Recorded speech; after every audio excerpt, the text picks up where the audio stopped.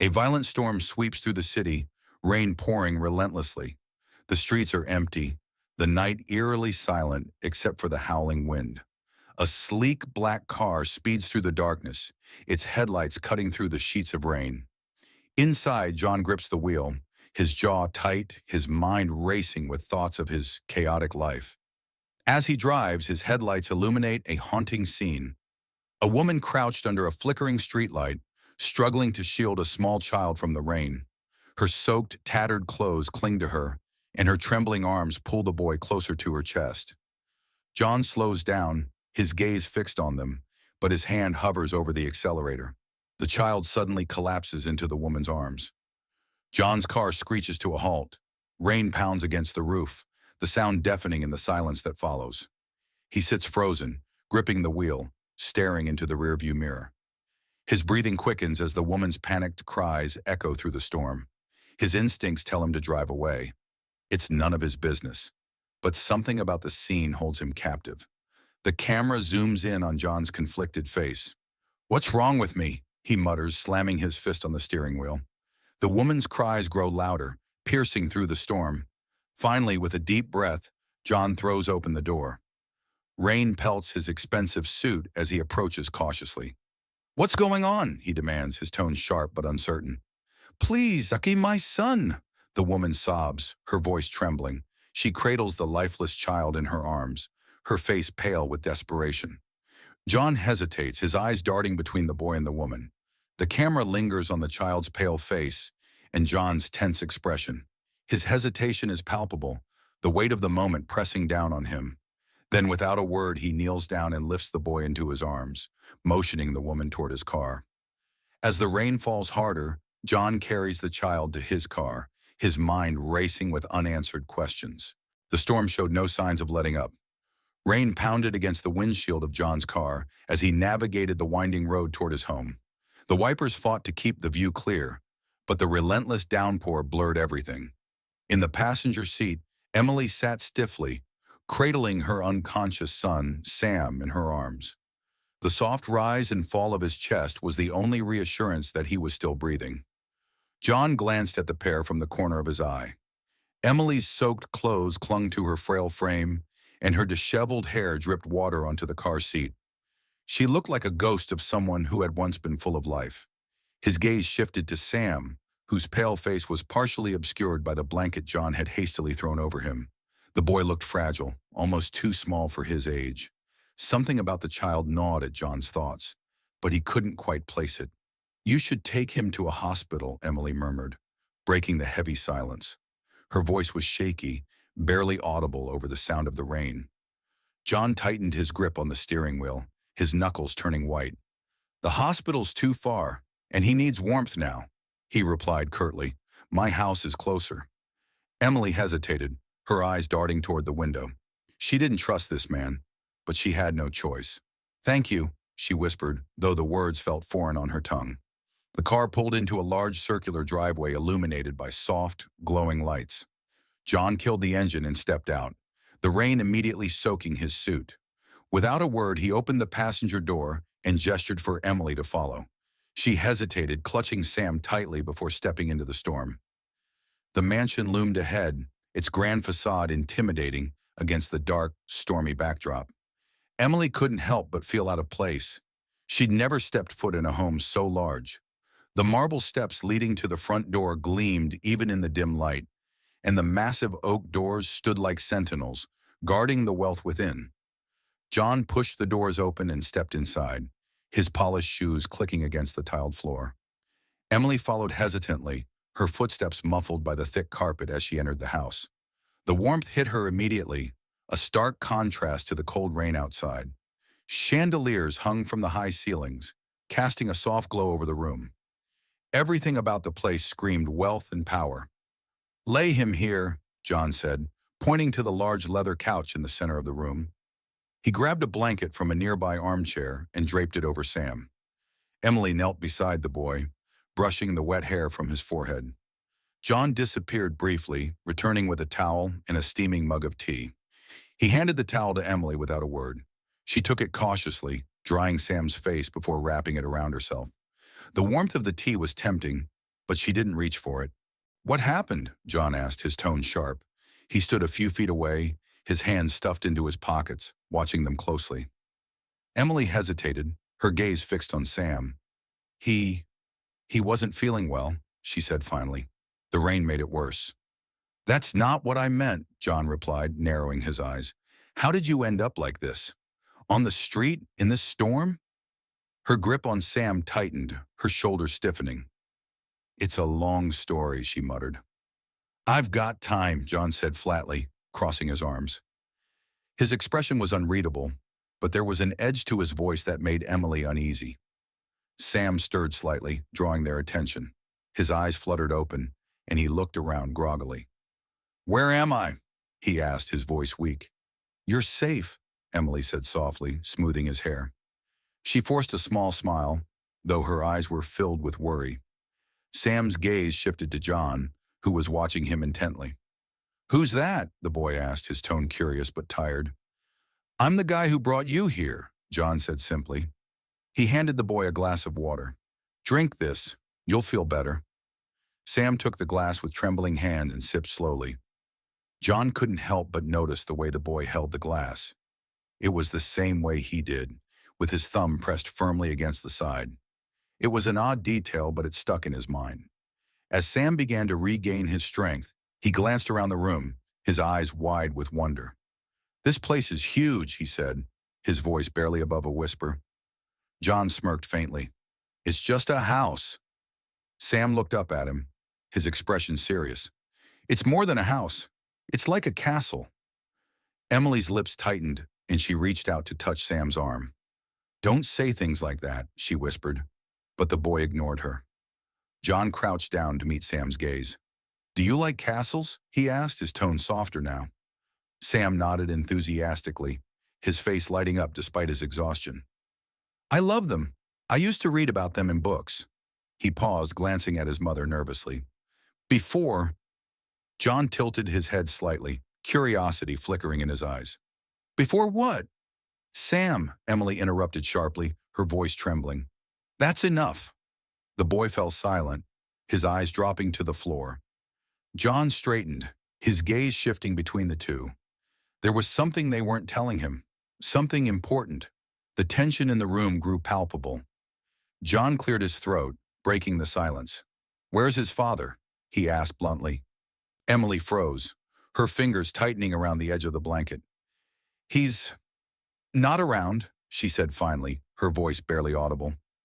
John frowned. Not around? What does that mean? It's complicated, she replied, avoiding his gaze. John's frustration was evident. He took a step closer, his eyes narrowing. Complicated? That's not much of an answer. Emily stood abruptly, her movements defensive. I don't owe you an explanation, she said, her voice trembling with a mix of fear and anger. You've done enough. Thank you for helping us, but we'll leave now. John raised a hand, stopping her. You're not going anywhere in this storm, he said firmly. Your son needs rest. Emily hesitated, glancing at Sam, who had fallen back into a light sleep. She sank back down onto the couch, her shoulders slumping. I'm sorry, she whispered. I don't know what to do. For the first time, John saw the cracks in her armor. The fear, the desperation. It was all laid bare. He sighed deeply, running a hand through his damp hair. You don't have to figure it out alone, he said quietly. At least not tonight. The camera lingers on the three of them. John standing tall but conflicted, Emily sitting defeated, and Sam sleeping peacefully between them. Outside, the storm rages on, but inside, the tension begins to shift, setting the stage for the revelations to come. Morning light filtered through the grand windows of John's home, casting a soft glow over the room. Sam sat on the couch, now more alert, his small hands busy scribbling on a scrap of paper he found on the table. His movements were deliberate, precise, catching John's attention as he sipped his coffee from across the room. This house is really big, Sam said, his voice carrying a mix of awe and curiosity. John leaned forward slightly, setting down his cup. It's just a house, he replied casually. Sam looked up at him with a faint smile. It feels nice, like I've been here before. John frowned, his gaze sharpening. Been here before? Sam shrugged, his face thoughtful. Not really, it just feels familiar. Emily, sitting nearby, stiffened visibly. Sam, she said sharply, her voice trembling. Don't bother him. John waved her off, his eyes lingering on the boy. It's fine, he said, but his mind lingered on Sam's words. After a long pause, John stood and walked toward Emily, his tone firm. You can't keep living like this, he said. I can help you. Find a place to stay. Give you some money to start over. Emily's grip tightened on the bag she refused to let go of. We don't need charity, she replied quickly, her voice defensive. John raised an eyebrow, frustration creeping into his tone. Charity? Is that what you think this is? She looked away, avoiding his gaze. We'll figure it out on our own, she muttered. Crossing his arms, John shook his head. Sure you will, because living on the street in the middle of a storm is working out so well. Emily flinched, her resolve cracking. Thank you for your help, but we'll be leaving soon, she said, her voice trembling. John's expression hardened as he stepped closer. And go where? Back to the streets? Her silence was the only answer he needed. The tension in the room grew thicker as Emily's eyes wandered, stopping at a photograph on the mantel. It showed a younger John, standing beside a woman in an elegant dress. Her face was partially obscured, but something about the image seemed to strike a chord with Emily. Her breath caught, and she quickly looked away, but not before John noticed. Do you recognize that picture? He asked, his tone casual but probing. Emily's movements were nervous as she shook her head. No, she replied too quickly, her fingers fidgeting. John studied her carefully, suspicion flickering in his eyes, but he didn't press further. Later, as Emily adjusted Sam's blanket, she muttered under her breath, still as arrogant as ever. John's head snapped up at her words. What did you just say? He demanded sharply. Emily froze, realizing her mistake. Nothing, she said hurriedly, but John stepped closer, his voice cutting through the silence. You've met me before, haven't you? Her silence spoke volumes, her face pale and tense as she avoided his gaze. For a brief moment, the scene shifted into a flashback. The sounds of clinking glasses and soft music filled the air at a lavish party. A younger John stood confidently among a group of well-dressed guests, laughing and charming everyone around him. At the edge of the room, a young woman lingered, watching him with a mix of admiration and apprehension. Her face remained partially hidden by the dim lighting, but her presence was unmistakable. The flashback faded, and Emily snapped back to the present, her hands trembling. You're hiding something, John said quietly, his voice laced with suspicion. Emily looked away, her trembling hands clutching the edge of her chair. The silence that followed was heavy, charged with unspoken tension. Sam yawned, breaking the moment, and John forced himself to look away. You should rest, he said softly, his voice calmer now. As Emily helped Sam settle back on the couch, John's gaze remained fixed on her. Questions swirled in his mind, the pieces of the puzzle beginning to form, but refusing to fit together. The camera lingered on John's face, his expression a mix of curiosity and unease. Outside, the faint sound of distant thunder echoed, leaving the moment unresolved and filled with suspense. Night had fallen, and the mansion was shrouded in silence. John sat alone in his study, the dim light casting shadows across his face. His thoughts were restless, his mind replaying every interaction with Emily and Sam. There was something he couldn't shake, a nagging feeling that he was missing something important. The faint ticking of the clock only amplified the tension. Finally, unable to ignore his instincts, he rose from his chair and walked toward the guest room. As he approached, he heard soft whispers. Peeking through the slightly ajar door, he saw Emily sitting on the edge of the bed, stroking Sam's hair as she murmured comforting words.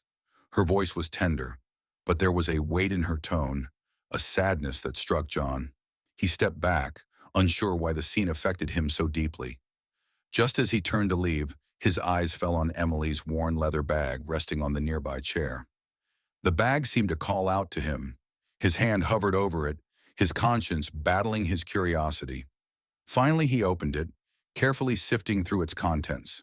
Among the scattered items, a photograph slipped into view. John froze as he pulled it out, a picture of himself, years younger, standing in a room he vaguely remembered. Next to him, smiling timidly, was Emily, His grip tightened on the photograph as his mind raced. Memories of a long-forgotten charity gala began to surface, hazy but unmistakable. Anger and confusion churned within him as he stormed into the room, the photograph clenched in his hand. "What the hell is this?" he demanded, his voice sharp and unyielding. Emily looked up, startled.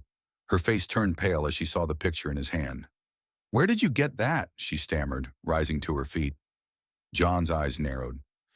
"That's not the question you should be asking. Why do you have this? Why didn't you tell me we've met before?" Emily's hands trembled as she clutched the edge of the bed. "I didn't think you'd remember," she whispered, her voice barely audible. "Remember what?" John pressed, his voice rising. "Stop playing games and tell me the truth." Tears welled up in Emily's eyes. "That night, at the charity gala. You probably don't even remember me. I was just a waitress." John's brow furrowed as fragmented memories came rushing back. He remembered the gala, the crowd, and the brief encounter with a young woman serving drinks. At the time, he had barely noticed her, but now the connection was undeniable. "You're saying we met at that gala? And what? That's where all of this started?" His tone was laced with skepticism. Emily wiped her tears, her voice shaking. "Sam, he's your son." The words hung in the air like a bombshell.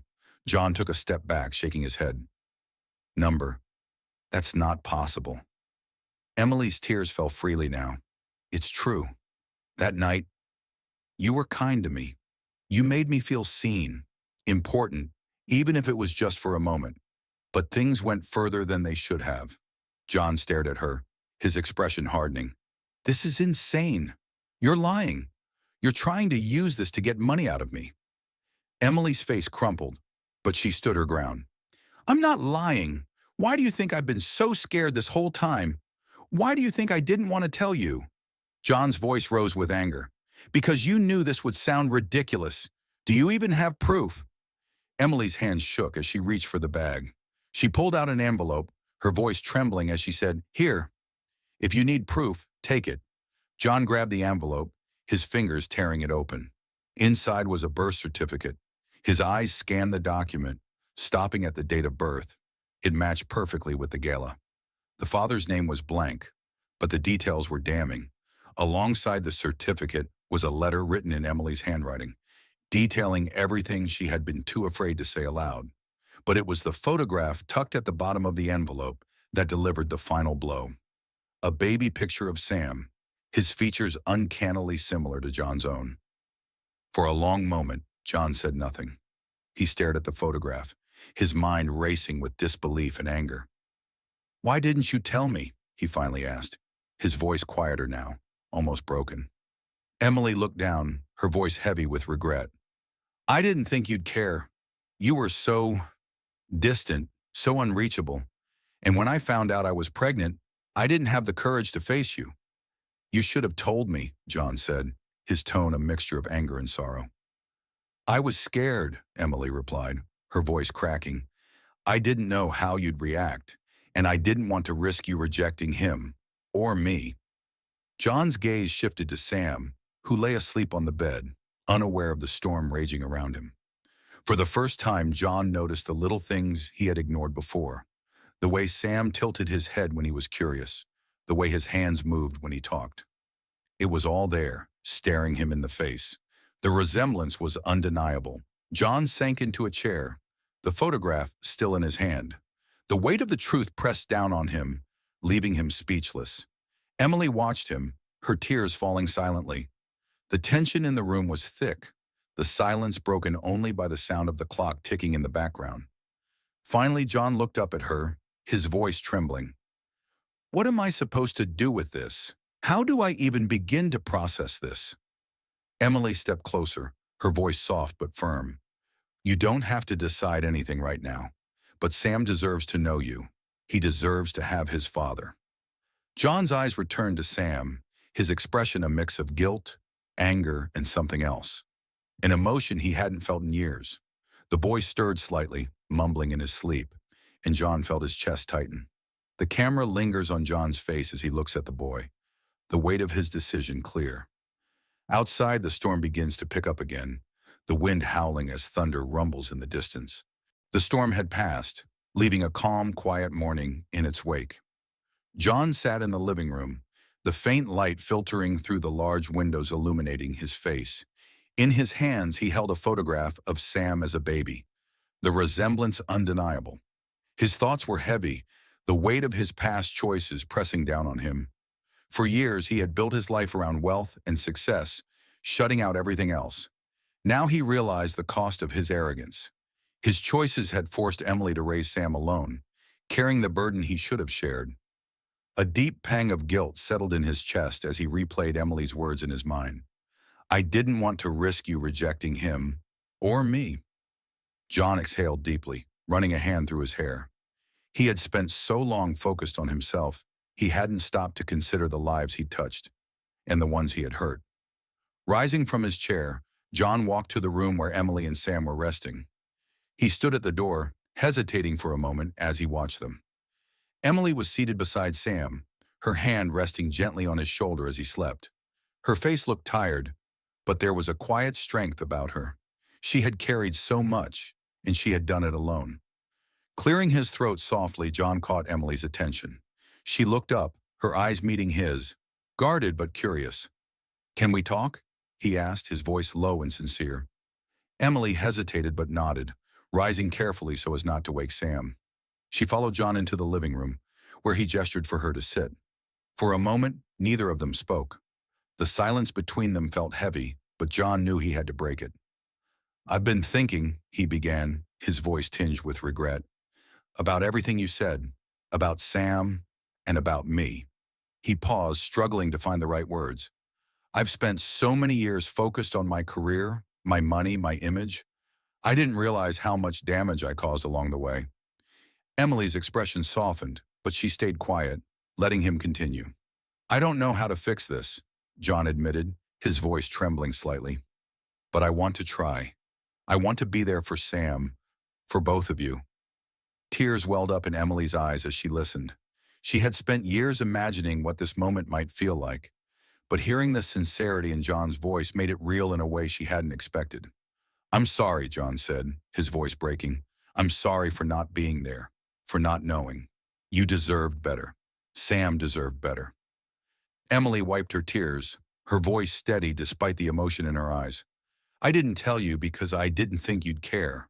But maybe I should have. Sam deserves to know his father. At that moment, a small voice broke the silence. What's going on? Both adults turned to see Sam standing in the doorway, rubbing his eyes sleepily. John smiled faintly and crouched down to his level. Hey, buddy, he said softly. Come here for a second. Sam hesitated before walking over, his curious eyes flicking between John and Emily. John placed a hand on the boy's shoulder, his expression full of emotion. Sam, he began, his voice trembling. There's something I need to tell you. Emily knelt beside them, her presence steady and reassuring. John took a deep breath, looking directly into Sam's eyes. I'm your dad, he said simply. Sam blinked, his young mind processing the words. You're my dad? He asked, his voice small but filled with wonder. John nodded, tears glistening in his eyes. Yes, I am, and I'm so sorry I wasn't there for you before. But I promise I'll be here now, if you'll let me. Sam's lips quivered as he looked at his mother, who nodded gently, tears streaming down her face. Slowly, the boy stepped forward and wrapped his arms around John's neck. I always wanted a dad, he whispered. John's arms closed around him, holding him tightly. The weight of guilt and regret melted away, replaced by a sense of love and purpose he hadn't felt in years. Emily watched the scene, her own tears falling as she saw the family she had always hoped for finally coming together. Later, the three of them sat together, laughter replacing the tension that had once filled the house. John, now lighter and more open, promised Emily that he would do everything he could to make up for the lost time. Emily placed a hand on John's shoulder, smiling through her tears. It's not about making up for the past, she said. It's about what we do with the future. Sometimes redemption isn't about fixing what's broken. It's about building something new from the pieces.